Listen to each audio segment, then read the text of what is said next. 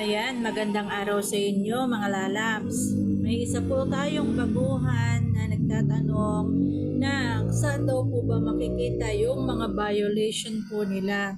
Kasi nagkaroon daw po siya ng violation pero hindi niya alam kung saan ito titingnan at paano ba ito buburahin. Ayan, pakikita ko po sa inyo sa lahat po ng nag-uumpisa pa lang dyan kung paano nyo makita yung inyong mga violation at paano ba ang pagdidelete nito at saan nyo hahanapin. Kasi po, yung isang nagtanong po sa akin na isang baguhan, hindi niya alam kung saan niya titingnan at paano ba ito buburahin. Makita ko po sa inyo yung video kung saan nyo po ito makikita. Ito po pala yung kanyang tanong. Saan daw po ba makikita yung support inbox at yung alert?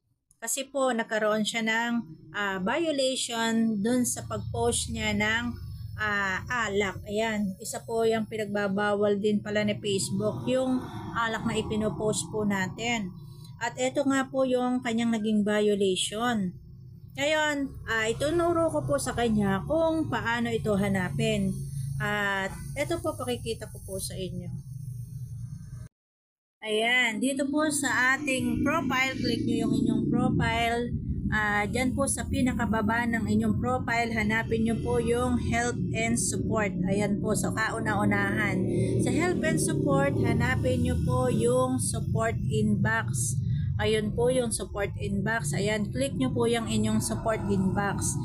Diyan po nyo makikita yung your alerts. Ako po ay wala namang violation. Kung meron kayong violation, ay doon nyo po makikita.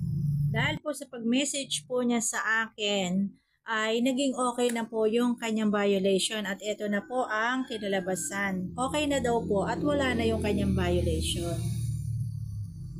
Kaya po dun po sa nagtanong, ayan, sabi po niya ay okay na at delete na daw po at marami daw pong salamat at wala na yung violation niya, burado na ito at malinis na yung kanyang account.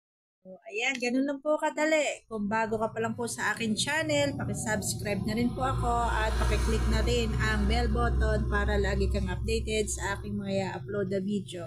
At pakishare na rin po. Maraming salamat!